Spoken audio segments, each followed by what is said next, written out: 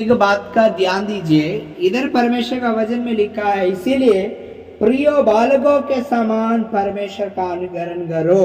Hallelujah. मतलब क्या है?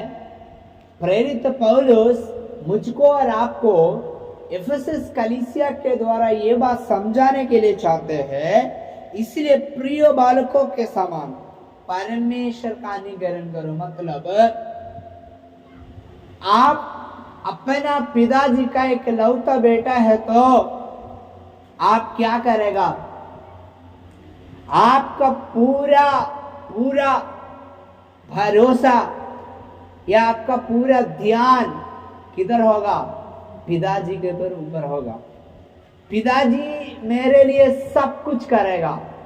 मेरे लिए पिताजी क्या करेगा? जो प्रिय बच्चा है वो बच्चा को मालूम है मैं पिताजी को माताजी को क्या क्या मांगेगा, क्या क्या बोलेगा, वो सब काम मेरे लिए करेगा। आमीन। दूसरा, जैसे एक छोटा बच्चा अपना मम्मी के लिए पापा के लिए एकदम अट्रैक्शन है ना? मतलब क्या? पापा को देखते जल्दी लटक जाते हैं, पापा को चुमा लेने लगते हैं, गोदी में लटक जाता है, पॉकेट में हाथ डालते हैं, झोला में हाथ डालते हैं। मतलब पिताजी से कुछ पाने की आशा में, पिताजी से कुछ मिलने का आशा में एक छोटा बच्चा का उमंग रहते हैं। हालेलुया। वैसा ही मेरा और आपके अंदर एक इन दिनों में बोझ होना है, इन दिनों में एक एक एक मन होना है, हर समय पिताजी का नजर में हम होना चाहिए। हालेलुया। समझ में आ रहा है ना? जैसे एक छोटा बच्चा पिताजी को देख करके कितना आनंद हो रहा है। क्या हो रहा है? आनंद हो रहा है। Praise the Lord. पिताजी आने के बाद उनको मालूम है मेरे लिए पिताजी कुछ दिया है। हालेलुया। उसके इसी के बारे में 2 आयत में लिखा है, और प्रेम में चलो कि जैसा मसीह ने तुमसे प्रेम किया वैसे ही और हमारे लिए अपने आप को सुगंधदायक के लिए दे दिया और परमेश्वर के आगे बैठ करके बलिदान कर दिया। देखिए, यीशु मसीह हम लोग को पाप से बचाने के लिए, श्राप से बचाने के लिए, अधर्म से बचाने के लिए अपने आप को यीशु मसीह क्या किया? क्यों दे दिया? क्योंकि हमारे लिए एक सुगंध का कारण बनने के लिए। कारण क्या है? हम लोग पहले मसीह को नहीं जान रहा था, प्रार्थना नहीं कर रहा था, कारण हम पाप में जीवन बिताने वाला था। और पाप का सुगंध क्या है? मृत्यु है, अधोलोक है, अनंत काल का मृत्यु। और जब संसार में जी रहा था तब हमारे मुंह में कच्चा सुगंध है, गाली। सुबह उठ करके गाली देना, है ना? देखते हुए किसी को गाली देना, है ना? माँ का नाम से, बहन का नाम से, पिता का नाम से, नाना प्रकार का बातों में भी हम बिना गाली का हमारा बात का शुरुआत नहीं होता था। क्या नहीं होता था? बिना गाली का कुछ भी शुरुआत है। कारण क्या है? हमारे अंदर परमेश्वर का क्या था? आशीष नहीं था। परमेश्वर उस समय तक हमको नहीं चुना, लेकिन अभी यीशु मसीह कैसे हमें पाप से छुड़ाने के लिए, श्राप से छुड़ाने के लिए हमें अपने आप को दे दिया। समझ रहे भैया? समझ रहे हैं सब लोग? हालेलुया। बात मत करिए, ध्यान दीजिए। हालेलुया। बहुत रहस्य बात मैं बोल रहा हूँ। हालेलुया। अभी देखिए, पाप में जब तक था तब तक हमारे ऊपर बीमारियों का पहाड़ था। आमीन। शैतान का हमारे ऊपर कब्जा था। लेकिन जब हम प्रभु का ऊपर विश्वास करता है, परमेश्वर को ये विश्वास करता है यीशु मेरे पापों के लिए मर गया, ये समझ करके जब यीशु पे विश्वास करता, उसी दिन से हमारे ऊपर पाप का प्रभुता खत्म हो जाता है। हालेलुया।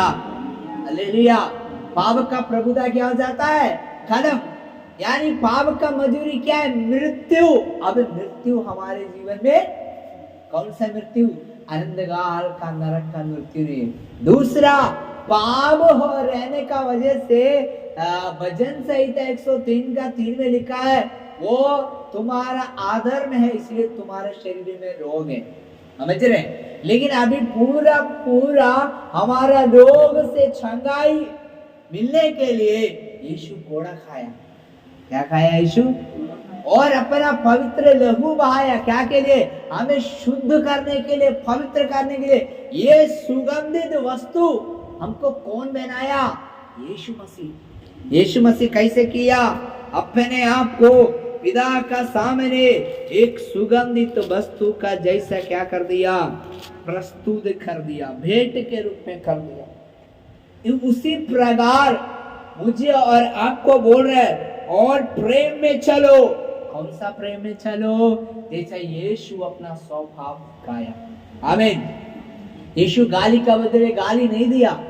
आमीन। यीशु मसीह किसी का खामियां नहीं निकाला। यीशु मसीह किसी के ऊपर दोष नहीं लगाया। यीशु बोला तुम्हारा अधर्म, तुम्हारा पाप, तुम्हारा श्राप सब मुझको दे दो। हालेलुया। तो इधर यीशु मसीह क्या बोलते हैं? इधर परमेश्वर बता रहे हैं हालेलुया, और प्रेम में चलो। मतलब किसका प्रेम है? यीशु मसीह का प्रेम। देखो कई लोग बोल रहे हैं मुझको सर पवित्र जीवन जीना बहुत मुश्किल है, दूसरा के लिए आशीष का कारण बनना बहुत मुश्किल है। कारण हम खुदे समस्या में चल रहा है, हम खुदे परेशानी में चल रहा है, हम खुदे कर्जा में है, हमारा खुदे घर में कमी घटी है, हम दूसरा का क्या भलाई होगा? मेरे प्रियो, आप ऐसा मन से आज है तो ये छोड़ दीजिए। आप सोचिए मुझे बुलाने वाला परमेश्वर है, मुझे चुन लिया प्रभु यीशु है। यीशु मसीह इधर बोल रहे तुम क्या करो? प्रिय बालक के समान अनुकरण करो। हालेलुया। जब अपने आप को आप परमेश्वर के हाथ में सौंप करके, विश्वास करके सौंपते हैं, समर्पण अपना मन से करते हैं, परमेश्वर आपका विश्वास को देख करके आपका बीमारी को चंगा करेगा, आपका रोग को चंगा करेगा, आपका हालात को बदलेगा, आपका परिस्थिति को बदलेगा। हमारा और आपका जीवन के द्वारा परमेश्वर का महिमा होगा। Praise the Lord. हालेलुया। उसके लिए हम अपने आप को दुनियादारी से बचना पड़ेगा। हालेलुया। क्या करना पड़ेगा? आगे वचन में लिखा है तो भली भांति, हालेलुया, तो तुम भली भांति दौड़ते रहे, अब तुम्हें रोक दिया कि सत्य को ना मानो। ऐसी सी, आमीन, माफ करिएगा मैं थोड़ा दूसरा वचन पढ़ गया। हाँ, क्या लिखा है? जैसा पवित्र लोग के योग है वैसा तुम में बेविचार और किसी प्रकार के अशुद्ध काम या लोभ की चर्चा तक क्या हो ना हो। अगर परमेश्वर का प्रेम प्रिय पुत्र बनना है तो पहला क्या होना चाहिए? पवित्र स्वभाव होना चाहिए। कौन सा स्वभाव होना चाहिए? पवित्र स्वभाव कैसे मिलेगा? थाली बजाने से नहीं जी। आपको रोज वचन पढ़ना है, रोज बाइबिल पढ़ना है, रोज प्रार्थना करना है, रोज अपने आप को जांच करके प्रार्थना करना, बाइबिल पढ़ना, तभी हमारे जीवन में क्या हो जाएगा? शुद्धिकरण मिलेगा। कारण परमेश्वर का वचन हमें क्या है? शुद्ध करता है, हमारा विश्वास को बढ़ाएगा। परमेश्वर का वचन आईना है, हमको मालूम हो जाएगा मेरा स्वभाव, मेरा चाल चलन, मेरा व्यवहार, मेरा बातचीत, मेरा उठना, मेरा बैठना, मेरा लेना, मेरा देना, मेरा नजरिया किस हालात में है। Praise the Lord. हालेलुया।